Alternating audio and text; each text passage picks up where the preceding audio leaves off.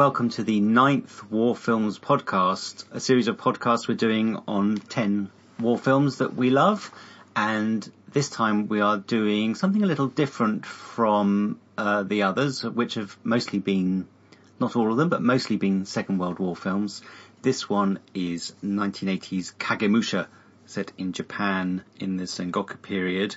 My name is Garen Ewing. I'm an illustrator, and I'm doing this with my brother Murray. Hello, I'm Murray. I've got a blog called Musings. So check us out online and various things, and I hope you enjoy this podcast. As I say, it's a bit different from some of the others.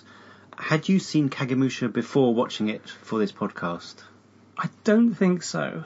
Although, when I sat down to watch it, I thought, have I seen this before? There was something, maybe I'd seen the beginning of it, because it's quite a long film. Yeah. But I don't think I had. Right. I've seen it, I don't know how many times. I'm a big Kurosawa fan, which is why I shoehorned it into this series of war films. It might not be the first thing. When someone says war films, they might not necessarily think of something like Kagemusha. But it is a war film, there's no doubt about that. And it's nice to have something a bit different from, you know, tanks and machine guns and stuff. Yeah. But it's not a film I watch again and again. The films I watch again and again with Kurosawa will probably be the obvious ones, like Seven Samurai, Hidden Fortress, High and Low. So not just his samurai films. I like a lot of his films, but mostly the golden period, which tend to be the black and white ones. This is a later film, very much towards the end of his career. I've maybe seen it 4 or 5 times, probably the last time 3 or 4 years ago. So obviously I watched it again and enjoyed it for this podcast. It was it was released in 1980, made towards the end of the 70s. And it's got an interesting production background, hasn't it? Yeah. This is one of the films that perhaps got a lot more publicity from worldwide publicity. I'm talking about. I don't want to talk about Kurosawa in his home country, with the help of George Lucas and in this case Francis Ford Coppola, both of whom were great fans of his work. Yes. And I think we talked about that in our Hidden Fortress podcast, didn't we? Right. About influence on Star Wars a bit. That's right, because Hidden Fortress, did have an influence. I think George Lucas became aware of Kurosawa at film school when he was introduced to a lot of his films, and of course, so he, in the mid 70s, 77, he'd made Star Wars and was now a force to be reckoned with in the film world. Of course. Francis Ford Coppola had made The Godfather. Was that his? It was, wasn't it? I mean, he'd made other films. Yeah. In fact, he was the bigger name until George Lucas made Star Wars. Right. Francis Ford Coppola also tried to set up his own production company. And in fact, that's how George Lucas made THX 1138. His pre-Star Wars science fiction film, which probably ended that venture because it didn't make any money. Oh, okay. But it did continue on in name in his sound system, didn't it? Yes, yeah. Yes, and Kurosawa was in a period of decline in the 70s. His last classic had been Redbeard, probably, in 1965, which was also his last film with Toshiro Mifune, his major star. And I can't remember, let me see, he made Dodesukuden. That was his first colour film. And he'd also been hired by 20th Century Fox to direct the Japanese section of Tora Tora Tora. Yes. Which he was fired from. That was a Second World War film, wasn't it? Yes. About the Pacific conflict. That's right, yeah. So that did not do his reputation much good. He was seen as a difficult director, and I think he went into a period of depression, and I think made an attempt on his own life as well. Yeah, I read that. In the mid-70s, he was backed by the Russians to make Dersu Uzala in 75, but he couldn't get another film made, and he had 3 ideas. One was Kagemusha, one was Ran, which he would make next, which was based on King Lear. I can't remember the other one. But anyway, Kagemusha, he went round the studios and no one was interested. Oh, right. Which is why he then embarked on a series of paintings. So he thought, this has got to exist in some form. So he painted as much of the film as he could. I think about 300 paintings. Wow. And Kurosawa had started life as wanting to be a fine artist, a painter. So he had skill and talent in that area. It was something he almost did. And then I think George Lucas and Coppola they got in touch with Kurosawa somehow. I don't know if you know anything about that. Well, what I read is that he was already making the film. Right, yes. But he ran out of budget. Yes. And George Lucas and Coppola convinced 20th Century Fox to invest the budget shortfall in exchange for international distribution rights. Yeah, I think Toho, the Japanese company, who had made quite a few of his films in the 50s and 60s, were going to foot the bill, but it became too expensive. Right, yeah. I don't know if he was making it or not, or maybe he was. And yes, that's right. I think 20th Century Fox put up 1.5 million in return for international distribution rights.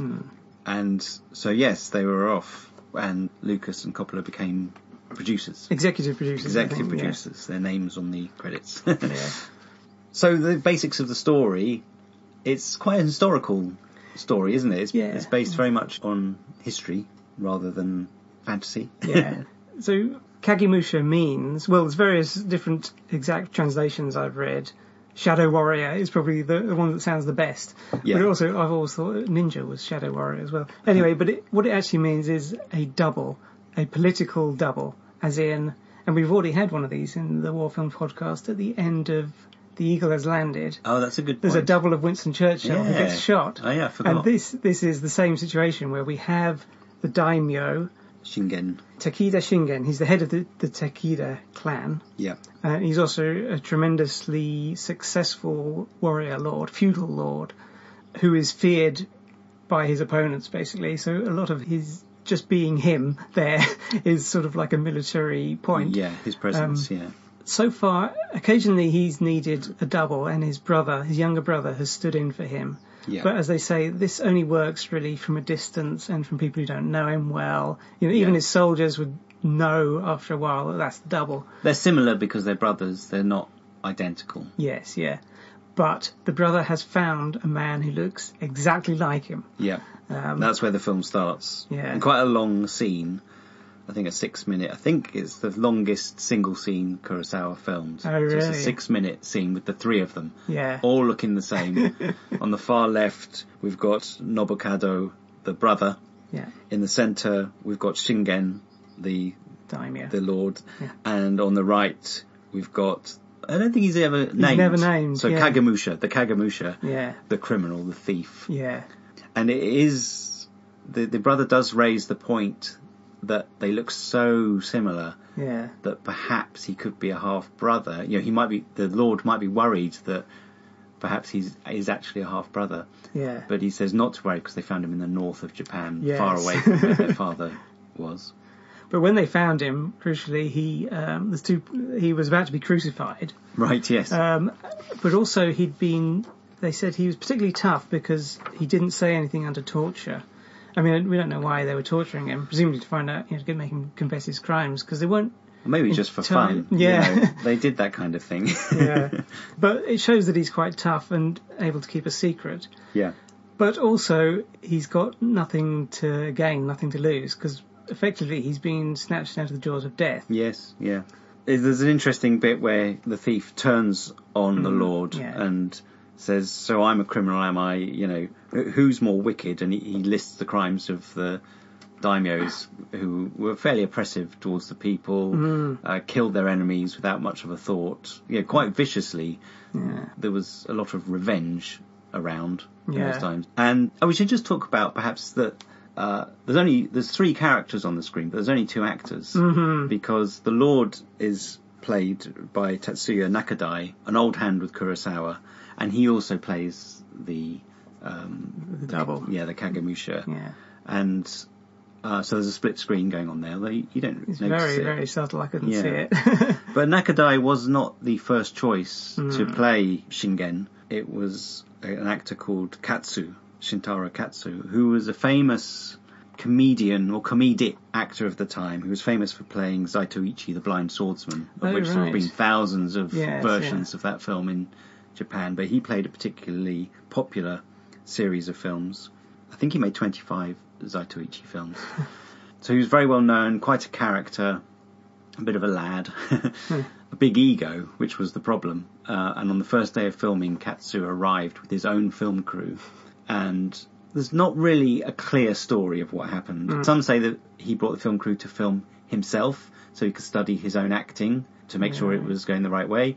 Another story says he wanted to film him and Kurosawa for his students, because he also was an acting teacher, or just to film Kurosawa to make a documentary. Yeah. So there's those three versions. But basically Kurosawa, being Kurosawa, was not happy with this. He was the one who was in control. He would tell him whether his performance was good or not. Yeah. He didn't need a film crew. Anyway, they did not last more than a day together before Katsu walked off or was fired. Again, different stories depending who you hear it from. Now, I read, and I think this is on the IMDb trivia page, so it might not be true, that with that actor, they also hired his brother to act as Shingen the Lord. So there was an actual different Katsu's person. brother? Yes. Oh, right. Well, he was a pretty famous actor himself as well, because Katsu produced a series of films based on Lone Wolf and Cub, the manga, famous manga series, and it was his brother who starred in that. Right. And I think those films were eventually compiled together to make a film. I think it was Shogun Assassin. Oh, right. I think that was it. Yeah.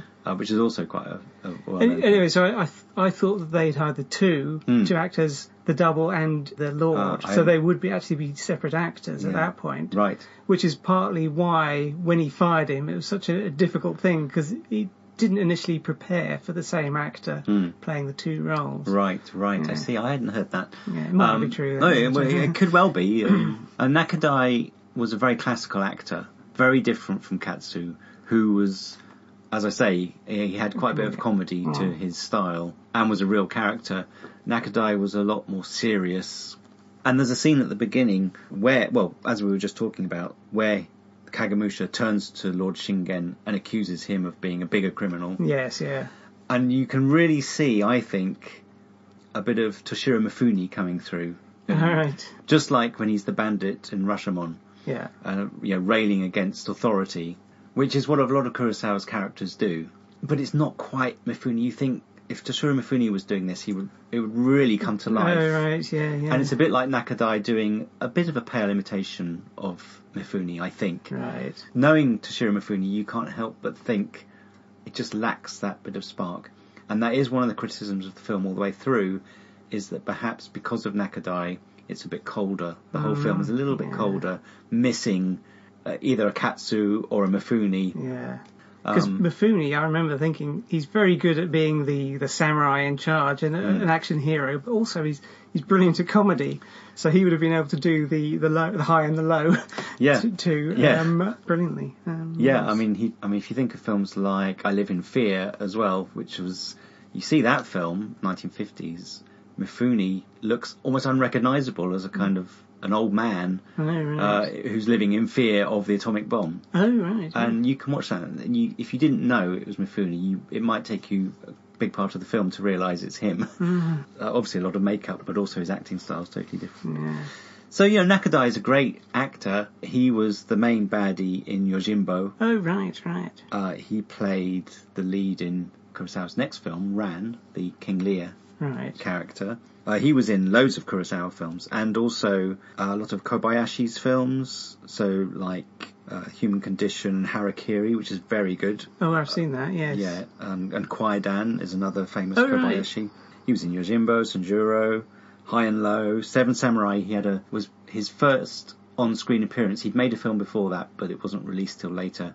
He's just a sort of a background character in Seven Samurai, not one of the main characters. But I think Nakadai is still alive. Oh, right. So in his 80s. Yeah, anyway. But he's good, and the film doesn't suffer hugely, but you can't, knowing the Katsu story, I think you can't help but think a little bit more heart to the character, especially the thief. Maybe not Shingen, but when he's playing the thief. Yeah. There's little moments of it, but I think the first is right at the beginning, when he rails against the Lord.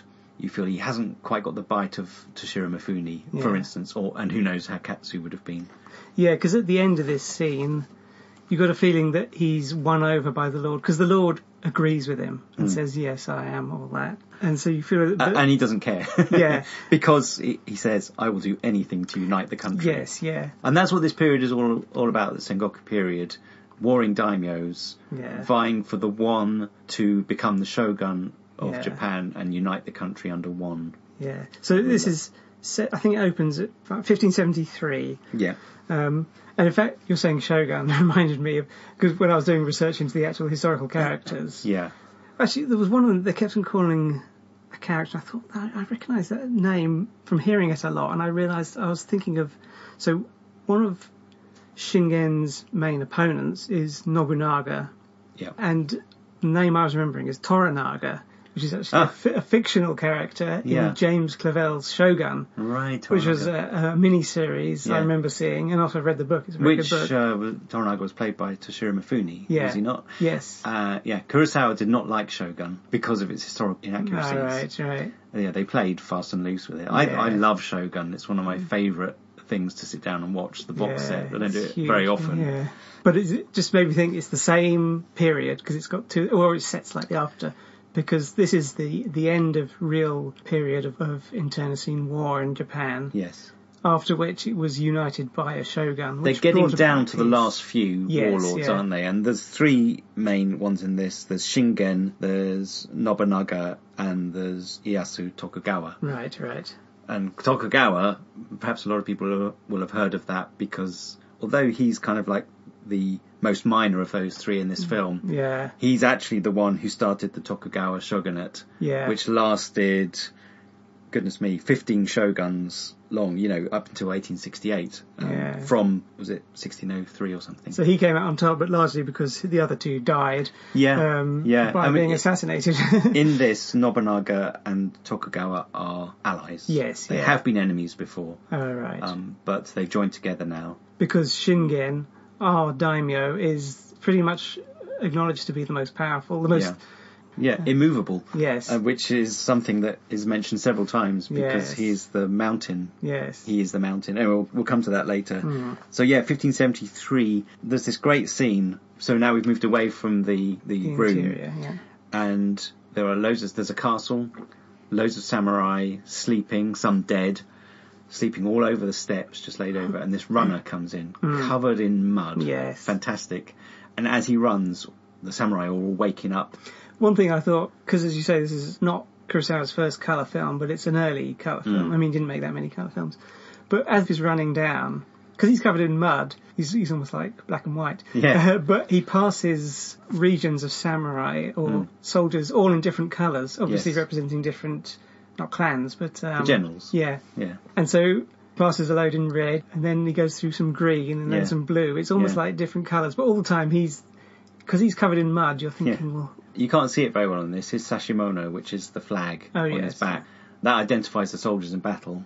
And, of course, a lot of them have got the Takeda clan diamond, or 4 diamonds making up a big diamond. But the runner has, and you see this later as well, either a centipede or a millipede. I'm not sure what it's supposed to be. Oh, right.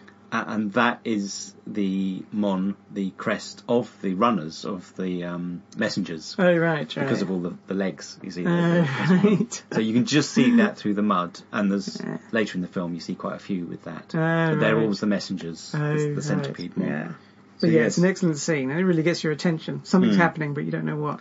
So basically, Shingen, the Takeda clan, are surrounding a castle. But that's his ultimate aim, is to get... Shingen wants his flags in Kyoto. It's a siege that's been going on for 20 days so far. Yeah. And the two important points about this are, one, every night a flute player plays a beautiful haunting melody. From the castle, and the besiegers really love it as well. Yeah. And the other thing is... They've just cut off the water supply to the castle. Well, they say this to Shingen, don't they? Yeah. And he's the one who says, if flute player plays tonight, then we're not going to get into the castle because their spirit is not broken. Yeah. But if he doesn't play, then we've broken their spirit with and cutting off the water. Right. And so Shingen, who isn't actually in the siege, says, I want to go there tonight and listen to see if he plays. Yes. Which is a fatal decision. It is, because that night when we hear the flute player playing, all the soldiers, the besiegers stand up, listening to it, and then suddenly there's a shot, and I think we suddenly cut to the next day, perhaps, and we discover that Shingen has been wounded.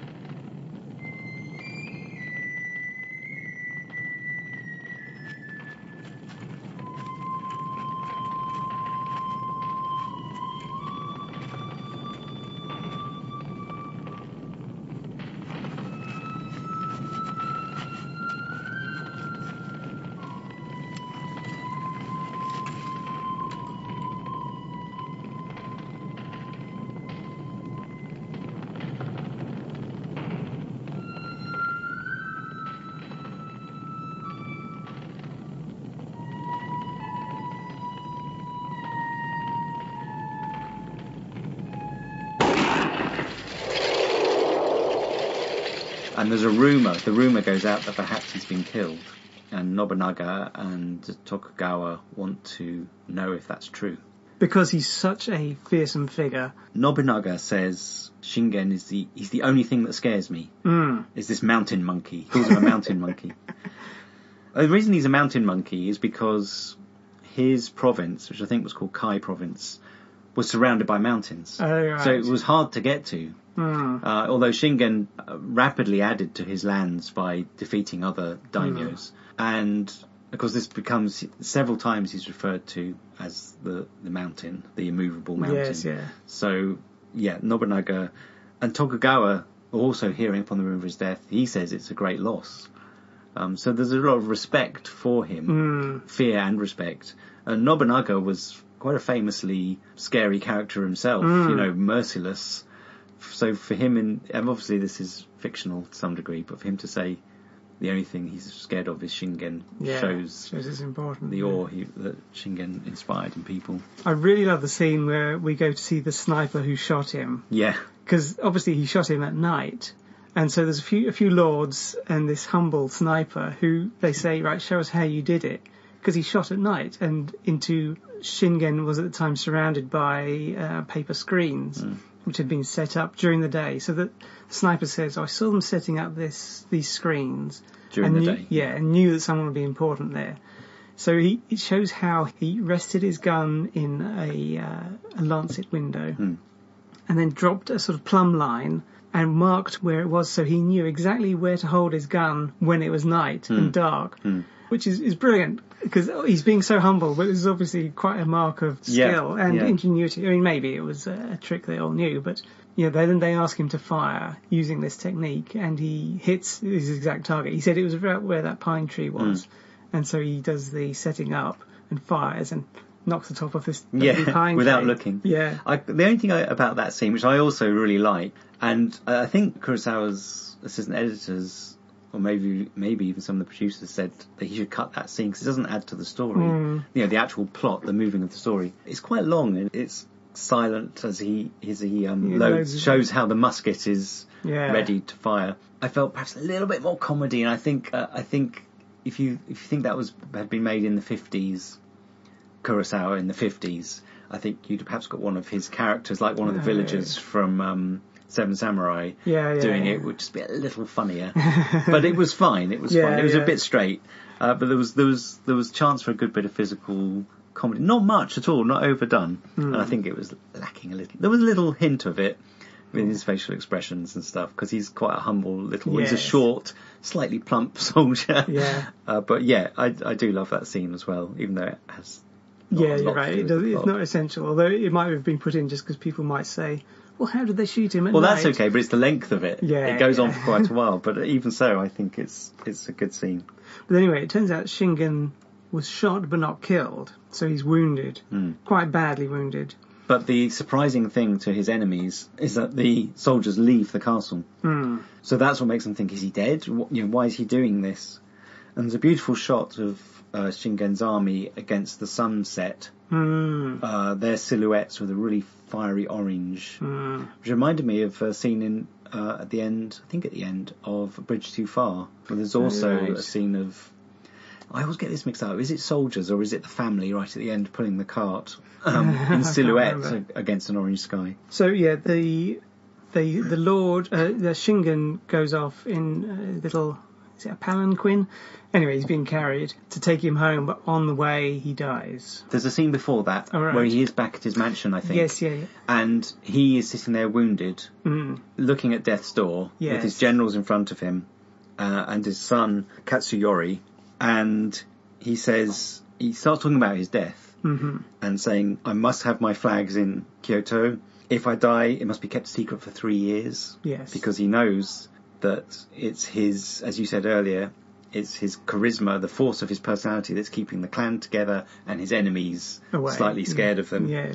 And everyone's really worried, but he then says, but I will not die. So he doesn't think he's going to die. Although he then leans against this sort of this table and looks very weary. So it's obviously he's weak.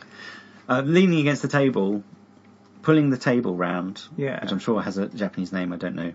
putting the table round, leaning on it with his right arm and brushing the right side of his moustache, which I'm doing, but you can't see on the podcast. Not that I have a moustache, it's a pretend one, is characteristic of Shingen and is used several times in the film by the Kagemusha character to show him imitating him. So that's an important... We see it... In fact, going back to the beginning, I don't know if you notice, he does that move then. Yes, yeah. And his brother does it. Yeah. And he also does a bit where he flicks out his arms to sort of loosen his kimono sleeves. And he does that.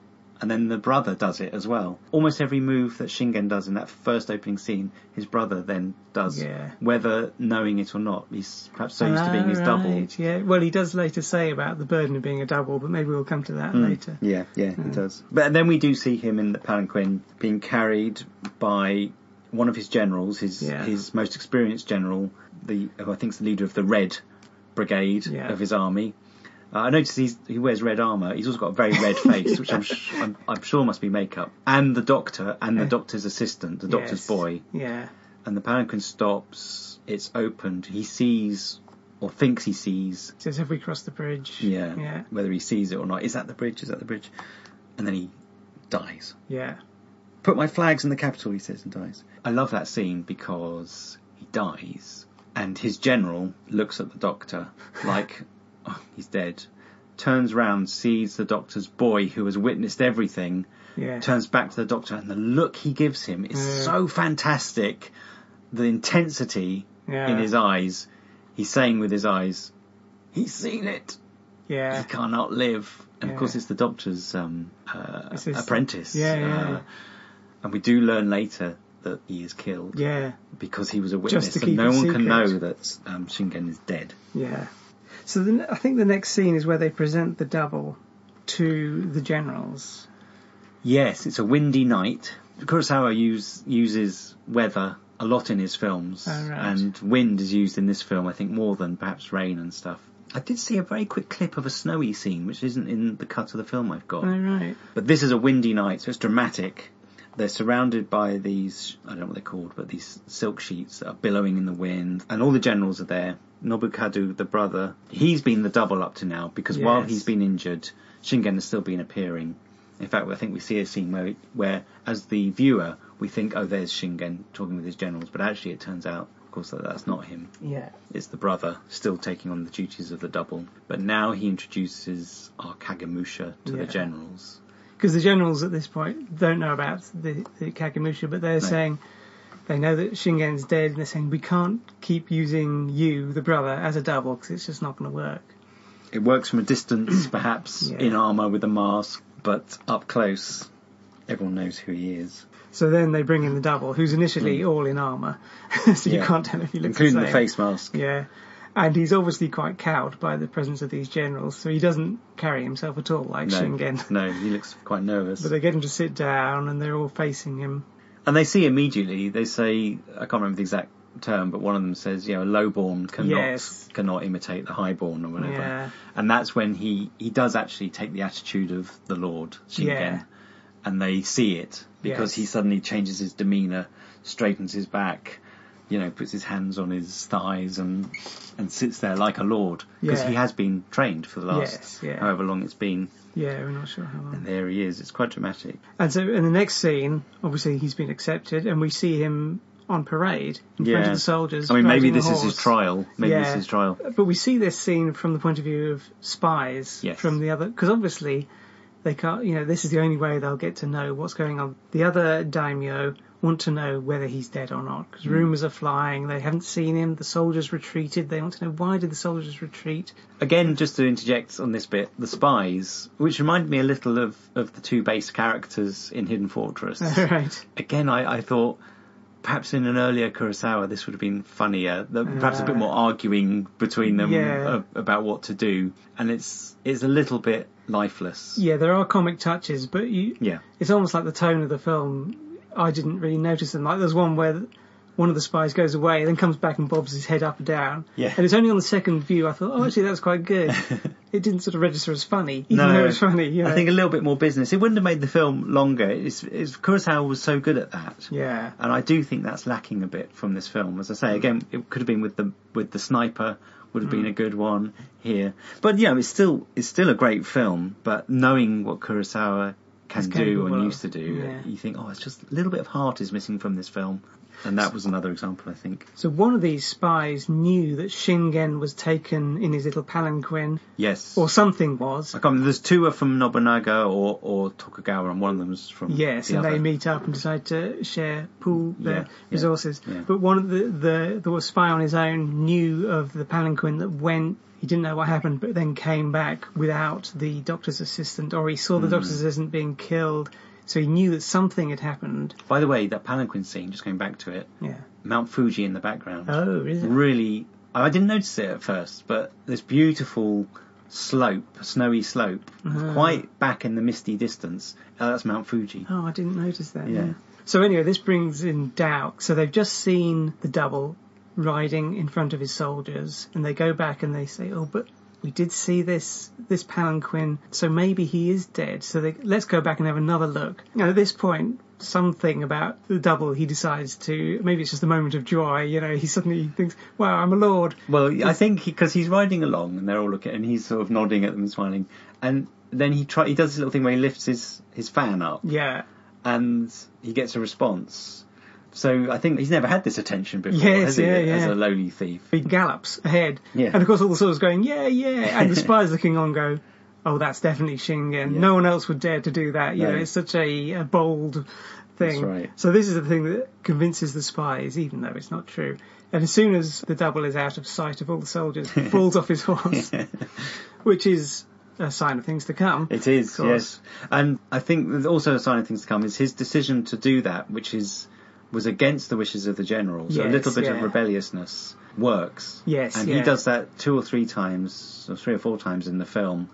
And each time there's a moment of from the generals, but it works. Yes. So his little bit of, and there's this idea: does he have this within him? Does the Kagemusha have this within him, or is there this kind of spirit of Lord Shingen actually coming through him? There's that possible idea. I don't think so. I think the former. I think he's a thief, so he's a bit of a rebel. He has that lack of respect for authority that we saw at the beginning. Yeah. But the thing about this film that I think is very different from other Kurosawa films is he falls into line eventually. Yeah. In fact, we see that because one of the next scenes is the funeral jar, the funeral urn. Yes. Containing the body of Shingen. Now, I don't know if Kagemusha, the thief character, he creeps in the night. Why is he opening it? Does he think it's full of treasure, or is he curious about? Does he know the body's in there? Well, at this point, because I watched it twice recently, and I was a bit puzzled by this. At this point, Kagemusha doesn't know that the Lord is dead. Oh, okay. And so he's actually looking for treasure. And when they catch him, they say, "Oh, I'm disappointed in you because you were just going to steal and then run off." Right. Which is plainly what he was intending to do. Right. I mean, it is strange that if he's looking for treasure, he'd try and attack this huge jar. Yeah. But it's obviously something important in it. Yes, that's true. But is he going to be able to make off with it? Yeah. Well, something that's in it, I guess. That's why he's cracking it open. Yeah. So we see him sneaking about at night. This could be the first time he's ever been in a palace and, not having to worry about being spotted by guards. Well, he does look out the window and he's very quiet. And this is another scene where, again, I think Nakadai doesn't quite have that. This is where a bit of comedy would really have brought this a bit more to life. It's just in the mannerisms. Something like, for instance, in one of Chaplin's films, A Woman of Paris, which is quite a serious drama, Chaplin makes a cameo in it as a train porter. Right. He's in it for seconds, probably not even a minute, 30 seconds. And all he does is carry a bag on, shrug it off his shoulders as it drops, and walks off. You don't see his face. It's Chaplin, and it's funny because he's got that movement. He's on and off, but that's what it was. And a lot of Kurosawa's films, a lot of his characters, especially in the Golden Period, have that thing where they're doing their business that would be in the film anyway. You don't have to add a comedic scene. Yeah. But the way they do it just makes you laugh. The character comes through. And this is another... I've said this 3 times now. I feel bad. Sorry, Maestro Kurosawa. But again, I don't think Nakadai's got that. He's a serious actor. He does okay. But, this could have really been brought to life so much more by another actor. Perhaps Katsu, perhaps Mifune, perhaps someone else completely. But Nakadai is very much in the spirit of Shingen, the Lord. Yes. But the thief, I think he struggles with. Yeah. Well, one good moment in this is obviously he finds this huge jar and very quietly manages to break it, pulls big sections of it, and then he looks inside to see what's inside it. And of course he sees his own face dead looking out, because Shingen is in there. This is basically how he's buried. Embalmed. Yeah, embalmed. So quite green and greasy looking. And so he sees his own face looking back at him, but dead. So obviously he's quite scared. Yeah. And at this point the guards find him. They take him to the generals, who say, "Oh, we're disappointed. You were gonna just steal stuff and then run off," which is... And he says, "I can do this double thing. I could do it once or twice, but I cannot do it from morning till night." Yes, yeah. He thinks it's too much for him. Yeah. And in fact, they decide to reject him. Yeah. Say, you're not... we can't trust you. You're not of the Takeda clan. Yeah, so he's got no loyalty or duty they can't expect him. So they decide to bury the Lord the next day, and then to tell everyone that he's dead, which is of course like opening the floodgates to being attacked. Basically. So that's another good scene, isn't it? This huge funeral urn is put on a boat, and with the generals, who are the only ones to witness this, along the shore of the lake, and we see in the distance the boat going off into the mist. Yes. And it's a 3-layered scene. So you've got the lake with the boat and the urn, the shore with the line of generals, and then behind that there's a ruined beach hut or something. Yes, yeah. And inside there is our Kagemusha watching, soon joined by our 3 spies. So he hears them coming and hides deeper into the little wooden shack while the 3 spies are watching. So now we've got 4 layers of scene. Yes, if you like. Yeah. And the boat goes into the mist. You hear a big splosh, and the boat comes back out again. The spies are convinced now that this is Shingen. Yeah, because why else would they be dumping this huge urn? With all the generals lined up. Yes. So off they go. The Kagemusha character knows now that they think he's dead, and he rushes out to the generals and begs to be let back into the scheme. This is one of the things which I think film didn't quite impress me as much as I wanted to, because I don't really understand why he changes his mind. I can come up with reasons. It could be because he's suddenly... I mean, he's obviously impressed by the Lord, and that seems to be the reason he gives at the end of this scene, that he wants to serve. Part of me also thinks that he's been in contact with this high life. Yeah. And also, for the first time, he's belonged to something. Yes, yeah. Parading in front of all the soldiers, being at the centre of many events, even though he's not in charge. And it's only when he loses that it becomes apparent how much it actually means. Because before he was a thief, but now he's in a clan. So and in fact, in a family. Well, that comes later, actually. Yeah. But it would be nice to have some sort of decision so that I knew exactly why. He seems to be doing it just for duty, saying, because after he realises the spies know that this is Lord Shingen, he rushes out to the generals and says, there are spies over there, and they realise what's happening, and the generals are very contemptuous, and they say, okay, do you want us to pay you for this information? Yeah, they say people are going to know anyway by now, so their 3-year, keeping them alive for 3 years plan is out the window. But then he gets on his knees in front of them and says, make use of me. So this is obviously, he realises maybe just that there's something more important. Yeah, and this is him coming into line with everything. Obviously that decision is reversed. He's brought back into the plan, and a sign goes up saying that a jar of sake dedicated to the god of the lake was sacrificed. Yes. So the spies think, no, it wasn't him. Yes. There's a scene. The spies turn up again at a No performance. Yes, yeah. With Shingen sitting central, watching, looking... Well, not Shingen, the Kagemusha. Yeah. But looking very much like Shingen. And he's on show for everyone in a very lordly posture. So they can't doubt that Shingen is still alive, supposedly. So the next thing is he has to go to his house, his mansion, his mansion castle, and meet the family. Yeah, this is a whole new... test, really. Well, of course, his son Katsuyori already knows what's going on. Yeah. Katsuyori is a bit of a... He's not quite in with it because, of course, he would normally be next in line, the heir to the clan. But two things have happened. One, that's been delayed because Shingen is still alive. The double is there. But secondly, his son, Shingen's grandson... Takimaru.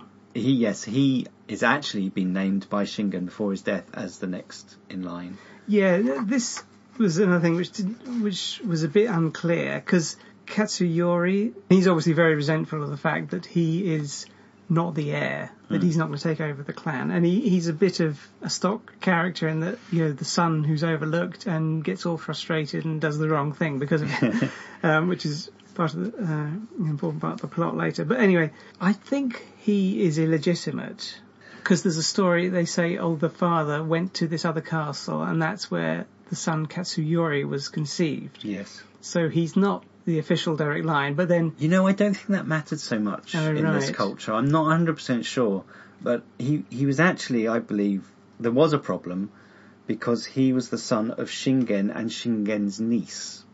Oh, right. Which is a little bit more problematic. And so he was seen as kind of bad luck. This is not in the film. Right. So the grandson was, therefore, he was overlooked. And of course, Shingen was not exactly loyal to family. He drove his own father out so he could become clan leader. And it said at the beginning of the film, and he killed his own son. Yes, yeah. Although he didn't do it, he captured his son, and kind of either his son committed suicide or he was forced to by his father, which is what is intimated in the film. So yes, Katsuyori has plenty of reason to be resentful. Yeah. Although he does seem to overdo it a bit. But anyway, his grandson, who's how old is he? About 7 or 8? Yeah, possibly, perhaps 6 or 7, maybe. Takimaru. Yeah. So he is. You feel as though he's going to be the real test because he's a child. You know, he's not going to. In fact, when the Kagemusha is brought into his own home and he's told how to proceed to the Grand Hall. The story is, of course, to everyone that he's had a long illness and now he's recovered. Yes, that's it, yeah. So that's to cover up for any changes people know. Yeah, so when Takimaru says, he welcomes him with a deep bow and then looks at him for a few seconds and says, "He's not my grandfather." Yeah. With a slight smirk. But, and everyone's going, what are we going to do? Oh, he's a child, maybe we can cover for this. Yeah. Well, that's when they say, well, he's been ill, have a closer look. And the Kagemusha character again improvises. Yeah. He's looking like, like a deer in headlights. Suddenly grabs his samurai helmet, puts it on the kid. Yeah. And the kid loves that. Yeah. He says. Although he does explain, the kid does explain why he thinks it's not his grandfather. He says, "I'm not afraid of him anymore." I thought that was because he was. Maybe that's right. Yeah. That's what I wonder why he said that. I assumed it was because he now had the helmet and said, "Oh, I'm not afraid of him anymore." Yeah. Right. He was afraid because it wasn't his grandfather. But maybe he used to be afraid of his grandfather. Yeah. Yeah, it's obviously I never thought of that. That instinctive respect for someone who's used to being in charge. And Katsuyori is not happy with this. He would love for the imposter to be rejected. Yes, because of course Katsuyori would, although he's not the heir, he is his son's guardian. So he would be in the head of the clan if Shingen was announced to be dead. So he would still be in charge. So there's another major scene where he's introduced to his quarters and the personnel that staff it. So there's a hidden guard room with 3 guards, and then there's 2 page boys. Yeah, and these all have been told that he is not Shingen. I think the 3 guards are the guards that rush in when he opens the urn. Ah, right. Because they obviously weren't surprised at the situation they found. Yes, yeah. And they must be Shingen's personal guard, I think. That's why they were on guard at the urn. And this is a good scene. Obviously he's shown his quarters. There's an important point here where he's shown the room where Shingen read the sutras. Yes. And this shows, just because Shingen, historically and in this film, was a Buddhist. Right. Whereas Nobunaga was a Christian. Yeah, which is made quite clear in this film. We see that, as he's blessed as he goes out to battle. So there's a bit of a religious angle to this fight as well. And the other point is the servants. The page boys are interesting.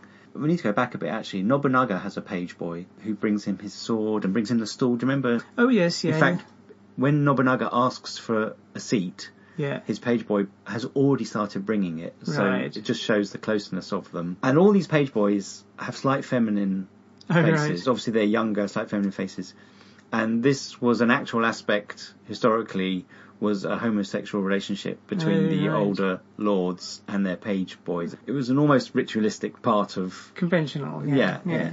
So that is in the background on this, but it is hinted at. More with Nobunaga. In fact, I think he made his page boy a general later on. Oh, right. And Nobunaga was actually eventually, his fate was, he was turned on by one of his past page boys who became a general. I don't know if it's that one. Oh, right. And was either killed or committed suicide or something. He was assassinated, yeah. Assassinated, right, by one of his own previous page boys. Oh, right, I didn't pick up on that. It's very subtle. Yeah. And, well, I think there was something later in the film that made me think, and then I read more about it. But they do, knowing that their lord is dead and seeing the double in front of them, they do start crying. And they first start doing that when Nobukado, the brother, starts talking about the lord, reminiscing about him. There's two things he talks about. One is he reminisces about the lord, which is quite moving for his personal servants. And also he talks about being a double and how hard it is, because he's done it and he has great empathy for the Kagemusha and knows what he's going through. Yeah. So that's the important thing to take from that scene, I think. And the other point is when he's left and the servants introduce themselves, they relax their formal postures, kneeling postures. So they don't respect him until he does the move, bringing round the table, leaning on it, stroking his moustache, and suddenly they're back in their kneeling postures, sitting up because their lord has reappeared. Of course, it's empty, it's mere gestures, but it's enough. Yeah. You know, it's really interesting, the question of what is a person? Yeah. Is he just his out? I mean, obviously he's not. There's more to it than that. He does not have what it takes to lead a clan, but he's good enough, at least for a short time. One of the more interesting things about this film, I thought, was the theme, which the brother keeps on bringing out, about how difficult it is to be a double. Because of the Japanese idea of duty in all aspects of life, and obviously a lot more at this time, but also, you know, like businessmen being very loyal. Duty is a way of you put yourself second to some idea. Right. And this is like an extreme version of duty where you're being someone else. You're not allowed to even look like yourself. You've got to behave in gestures and so on. Yes. And it's not something you immediately think would be a real challenge, but they pointed out several times just how difficult it is not to be yourself, not to be allowed to be yourself, and to be constantly watching to make sure that other people don't suspect you're not who you're pretending to be. You know? Yeah, I mean that goes down to a basic fear everyone has of the sort of imposter syndrome. Yes, yeah. Where who is naturally themselves when they're in front of other people anyway. But that's slightly deeper. But this is like an extreme form of it. It is, but everyone can relate to it on some level, I think. But also, although this isn't something that's really brought out in the film, the Lord was obviously born to that. But any king or any ruler, you know, you're born into a role. And not that I'm saying I have a huge amount of sympathy for them, but even they can't be themselves because they're, you know, ruling a... Yeah, so anyway, the part of this as well is they say, you know, don't get lost in your own house. So that was quite funny. And the next thing is, after he's met his staff, he's met his grandson, he meets his mistresses, concubines. And that's a quite funny scene. Actually, before that, they do mention the horse, his horse. Yes. A very difficult horse who no one but Shingen could control, could ride. And of course they make the joke that he must refrain from riding. And okay, now we've got the problem of the mistresses, and they say, well, basically they say the same applies. He must refrain from riding, which is a laugh. And he meets the mistresses, and they, again, like the grandson, are a little bit, you do look different. And the Kagemusha says, right, the game's up. That, yes, I am a double. But the mistresses start laughing, like, oh, he's joking. Yeah. I don't know. I think what do you think? Do you think he was actually giving up, or do you think he was hoping it would be... I read it that he was giving up. Yeah, me too. Because he couldn't think of anything else to do. And then they started laughing and he turned it into his advantage. He played up on it. And there's this wonderful... He puts his fan up and gives a wink to his brother. Yeah. Which again, a comedic scene, which is good. It's good. Yeah. Something I noticed at the end of that scene where he's told that he can't spend the night with his mistresses. And he looks a bit crestfallen. Yes, because he probably doesn't get that chance very often in his usual life. I don't know. So he gets up and walks off. And as he walks off, his shadow behind him looms larger and larger, and which is almost, you know, it's just like a metaphoric metaphor for the whole film. That's right. Yeah, it's very good. So we see Katsuyori at Suwa Castle. Yeah, so the son has left. And this is where we see he's really not happy with the whole situation. He rails against his father. His advisor says, no, your father actually loved you. Why do you think he was buried in Suwa Lake? And through the window you see the lake. Yeah. Which is really fantastic, actually. Through the window, you just see the water. Yes, yeah. And I think these castles on lakes in Japan were called floating castles. Obviously they weren't, they were on the shore. But you get that feeling. And we learn a little bit about the relationship and about just how resentful he feels. Every explanation for why his father didn't hate him, he's turned around to being, he wouldn't let me use his banner. Yeah. That's because he wanted you to make your own name for yourself. That's right. It's because he didn't like me, Yeah. But that's his, that Suwa Castle was his mother's clan. Ah, right. Katsuyori's mother's clan, so that's why he's inherited that and has his own lands as well. The son's next action is to attack a castle, but there's a good scene before that with the double and his grandson, who he's getting to be closer to. Yes. Where the grandson asks about why they call him Mountain, I think. Yeah. And he doesn't know, of course. No. And so, fortunately, there's a retainer with them.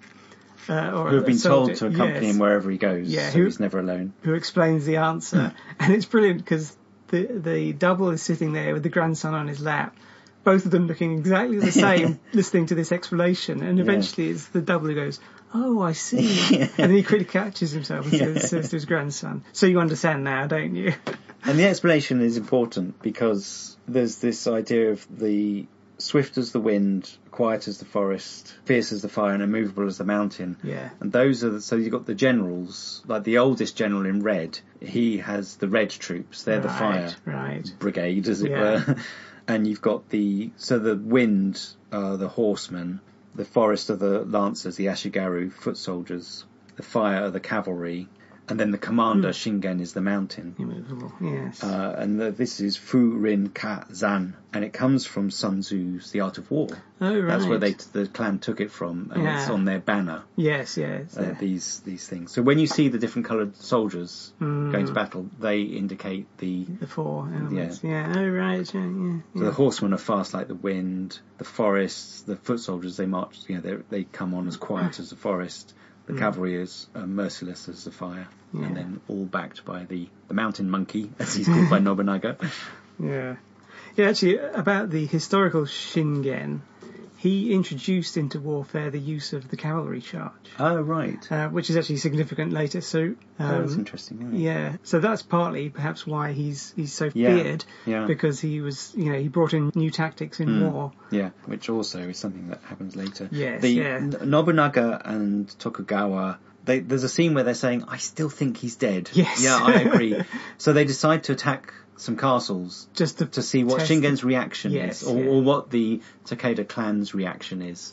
And then they'll see they think they'll know if Shingen is behind it. Yes, yeah. So obviously they attack a castle, that means there has to be a conference of all the clan heads, which means the double is going to have to sit and preside over this meeting. Yeah. So his brother tells him, okay, everyone will tell you what they think. You thank them and then leave. Yes. And then we'll decide what to say. Yeah. So that all seems set up. Yeah. But the impetuous son says, no, he breaks in the meeting and says, allow me to attack them. So he asks a direct question.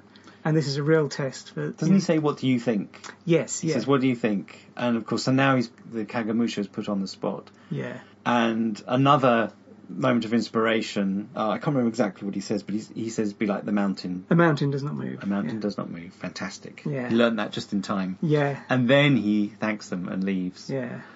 And the relief on his retainers, his generals' faces, very well done. And afterwards they discuss it, and some of them say, oh, he went too far, he shouldn't have done that. But the brother is really happy because he says, yeah, he did, but he put his son in place, and we couldn't have asked for anything better, basically. Except Katsuyori then goes off to attack, to fight the castle, to fight Nobunaga, or not Nobunaga, I think it's Tokugawa who does the actual fighting. And the scene where we see Nobunaga, there's a couple of scenes which I can't remember where they're placed, showing his Western influence. He drinks red wine. That is next, yeah. The very next thing is actually a dream sequence we get. Oh, mustn't forget that. Yeah, That's which central. is, and now this reminded me of Kwaidan. Because that's a film which has got painted background, even though it's set in a forest, for instance. There's 4 stories, it's an anthology horror. But it uses a very stylized backgrounds, painted backgrounds, and that's the same as this dream sequence. There's painted sky. Which we should say is a dream by the Kagemusha character. Yes, yeah. He's having a nightmare. And the paintings are a Kurosawa painting. And if you see Kurosawa's paintings, do you know, I remember, I think I was in Dundee or Bath, one of those cities that are close to each other, and I saw a book of Kurosawa's paintings, and I thought, I think I didn't have quite enough money, or it would have taken up all my money. I thought, I will buy that, but not today. I've not seen it again. But it was basically his paintings, I guess, from Kagemusha. It may have had other stuff in too. But anyway, his style is very unique. I heard it's quite expressionist, or at least it started off. Yeah, if you look at them, they're very. They look like very fast paintings, almost like Japanese calligraphy, perhaps. So fast but nice lines. But they are quite. They look to me like rough sketches, but they're very lively. Anyway, this painting looks very much like his style. Yeah. I presume it was emulated rather than he actually did the whole thing. Yeah, so he designed it someone else. But it looks like it's on the shore of a lake, perhaps Suwa Lake, and very good.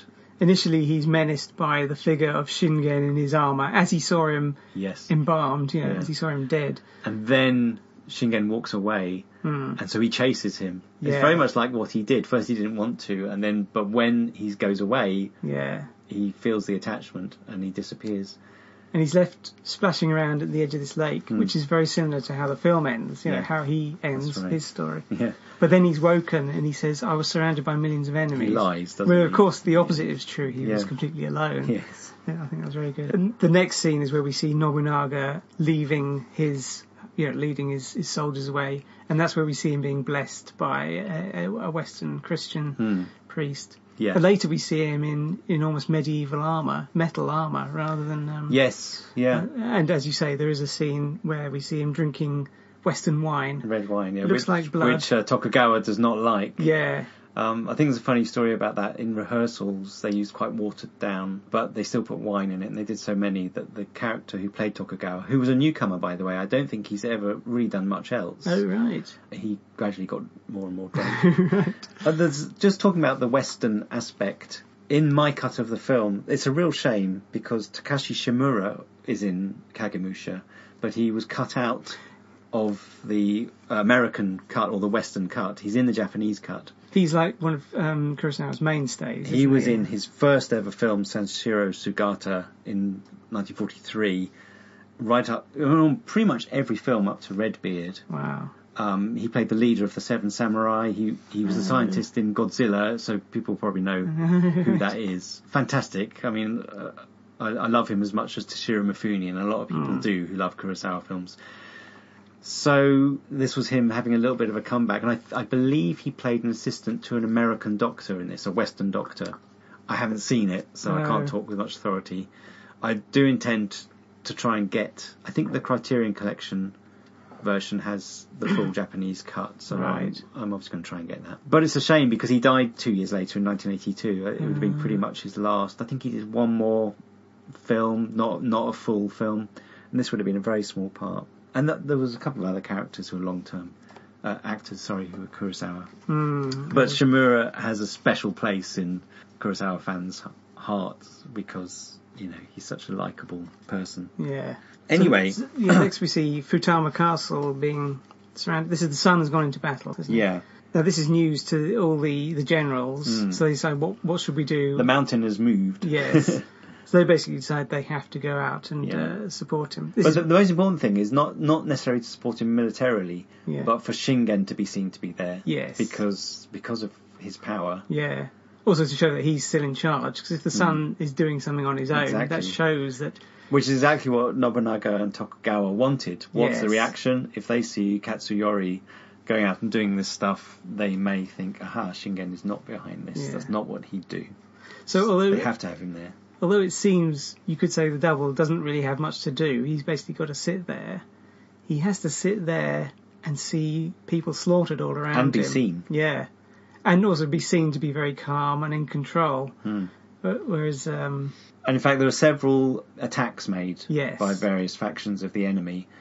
And so he has to sit there. He's nervous. A couple of points he tries to get up and he's told to stay still. Yeah. At one point, as some shots are fired, men are falling around him, and 2 of the retainers are shot. I don't know if it's one of the soldiers, one of the page boys, or something. I'm sure one of the pages. Yeah. Actually shot dead. Yeah. And he realises, even though they know he's the double, they gave their lives for not him, but the idea of Shingen. Yes, of course. But he still feels some responsibility. Yeah. One of the surviving soldiers who knows about him says, "Imagine you are already crucified. Do not move." He says. So it's still like he's still in that point where he's still in limbo after being, right at the beginning of the film, he was going to be crucified and killed. Yes. He's almost like he's being tortured. In fact, there's one point, I'm sure, where someone says, he might have wished he was, I can't remember actually the word, but someone was saying, he maybe preferred to have died than to have to be in this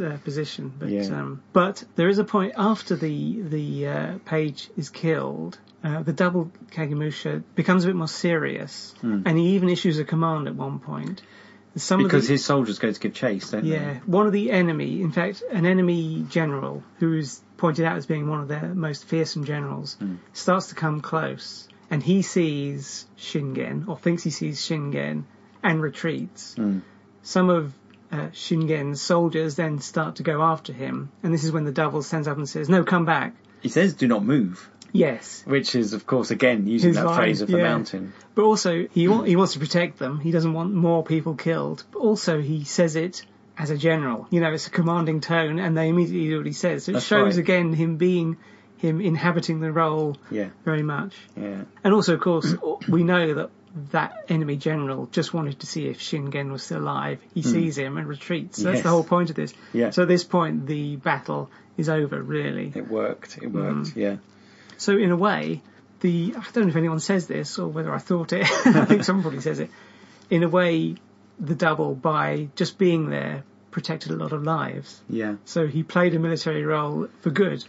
Yes, I don't think that's said. Katsuyori is frustrated again because he says he did all the work, but the credit goes to his father. Yes, yeah. Which is not necessarily true. Yeah. And we do have a scene with the 2, Nobunaga and Tokugawa, saying, this is the scene with the wine, actually, where they get together and they discuss it, and they say, both of us so wanted Shingen to be dead that maybe that's why we're so sure he is.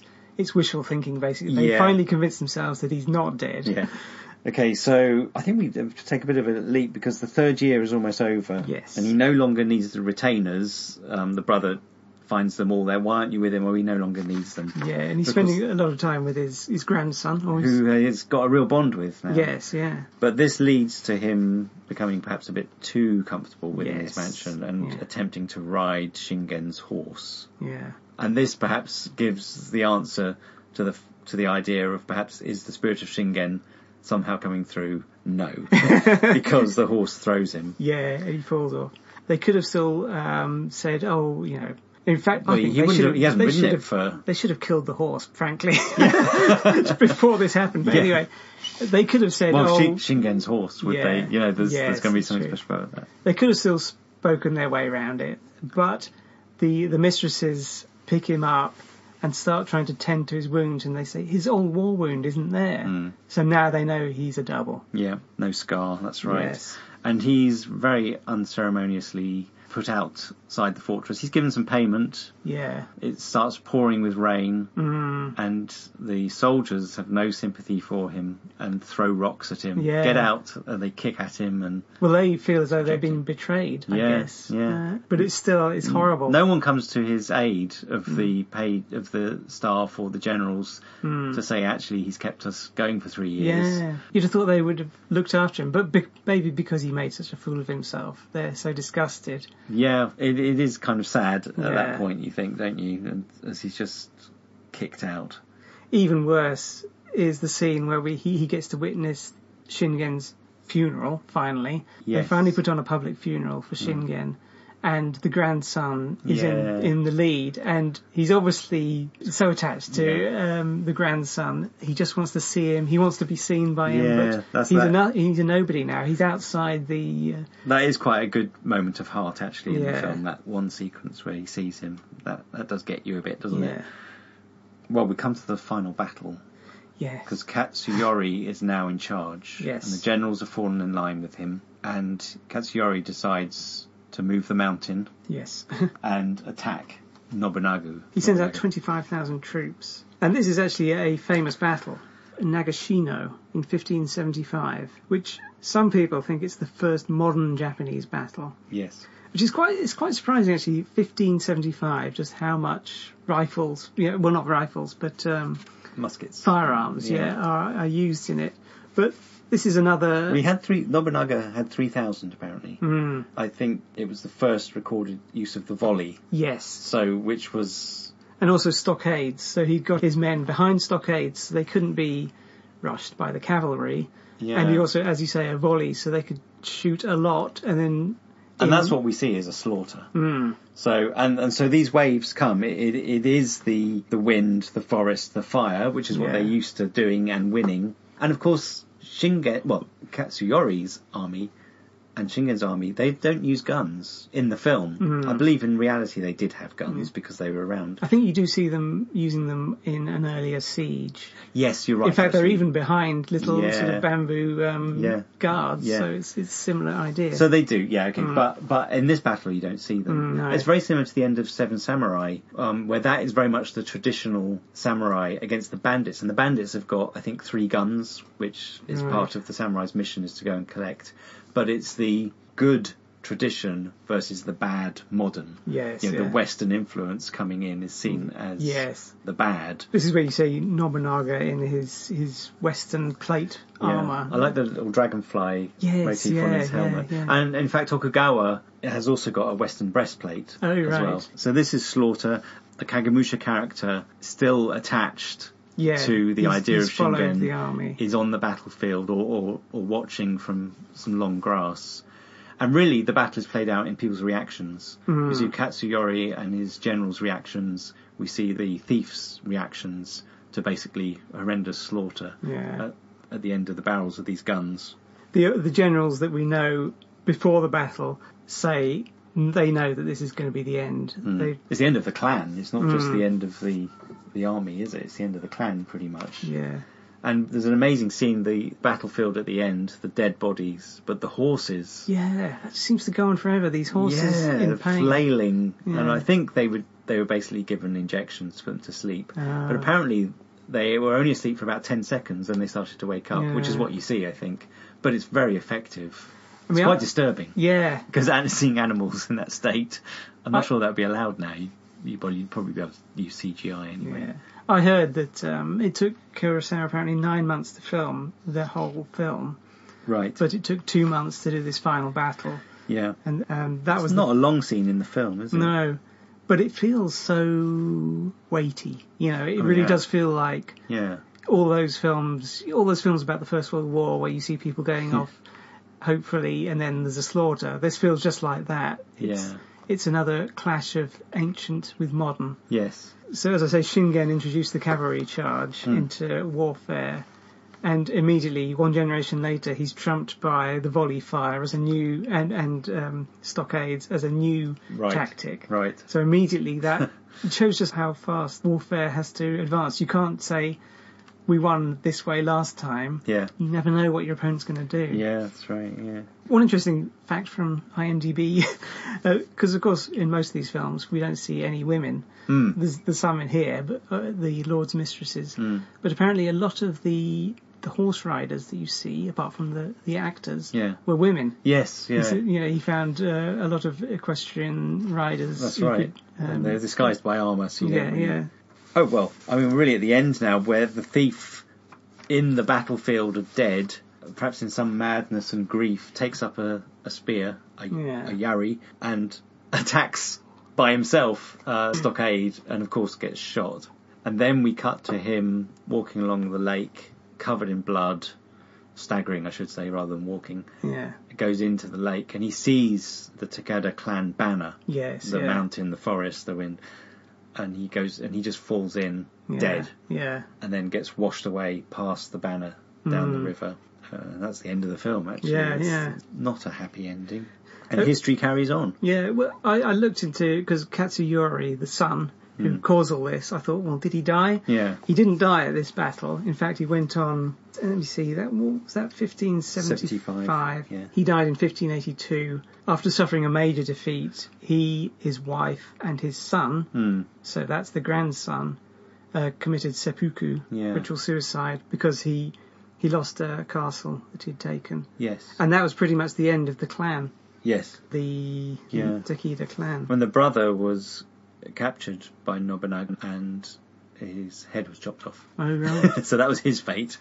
One interesting thing, though, I did find is Katsuyori had two sons. Yeah. One of whom was born 2 years before he took his own life. And this other son didn't die. In fact, lived 103 years. Yeah. I don't think either of their names historically were Takemaru either, so I'm not sure what's going on there. And Katsuyori, he married twice. His first wife was an adopted daughter of Nobunaga. Oh, right. So there was a link there. Yes, yeah. I think there was probably a lot of marriages and things where alliances were coming together, breaking apart a lot. And, of course, the big picture is that Tokugawa eventually did unify. Yes. I mean, Nobunaga was the closest to making it happen. He was killed. He didn't quite make it, and then it was the Tokugawa clan who did. In fact, Nobunaga was killed in 1582 as well, so right. Katsuyori and him. Right, yeah. So Tokugawa, the Edo period went from 1600 to 1868, which is when the shogunate was ended. 15 Tokugawa shoguns, although Ieyasu himself only ruled 2 years, 1603 to 1605. Oh, did he? But he got it started. Yeah. Pretty amazing thing. A good film. Yeah. I think overall, I mean, a real spectacle. Visually, it's incredible. As you say, Kurosawa was not known for his colour films. This was only his third. But I think it has real mastery of colour. Yeah, there's one scene I meant to say in The Siege near the end where you see the sky just flashing with different colours. I think they're burning the castle. But it's really amazingly done. In an interview, his cinematographer said that, quite often at night you'd use blue for the night scenes, a blue cell. And he said, Kurosawa would say, no, let's use green and use different colours. So you had this kind of rainbow of colours. And, of course, the soldiers as well in their different... Well, that's explained because you have the fire, the forest. Yeah. There's also the blacks and purples. There's the Yama, the mountain kanji on one of the flags. The film overall, it's a fantastic spectacle, beautifully shot, as you expect from Kurosawa. The colour. The story is good. It's a good, strong story. Kurosawa, I don't think, would make a film without a good, strong story. Perhaps it lacks a little bit of heart. In a bit more comedy would have been nice. Not ridiculous, but just what Kurosawa normally did in his dramas. And a little bit more, well, not necessarily sentimentality, which he did have more of that in his earlier films. This is a lot more, it's more about someone coming into line rather than finding their humanity and going out of the Japanese very tight structural system, which is what it all is. This is someone coming into it, which is a bit different, which is fine. But also you sense, because of the ending, that this bloke found himself by... he found a part of his life which he was missing before, this belonging and serving an ideal, which he didn't have before as just a thief. Although he had to become someone else to do it, which is interesting. He didn't find himself. He found a vassal to inhabit, almost. If you think about it, that's what acting is, isn't it? And I think actors do the same sort of thing. Yes, But it was good. It's a good film, and it fits in with our war theme very nicely. It's different to the other films because it wasn't really questioning war, although it obviously did have the bad ending. It was more, it was accepting that the war was a fact at this time. It's more about doing it right, doing it for a reason. And, So, just to end on a little fact that Nakadai, one of the other films he was in, probably after Kagemusha, was the sequel to Bridge on the River Kwai. It might be Return to the River Kwai or something like that. And that's the next film we're going to do. Right. In fact, it's the last of our 10, Bridge on the River Kwai. So with that, I think we'll end this podcast about Kagemusha. Thank you very much for listening, and we'll be back for the last of our war films. Yeah. See you then. Bye.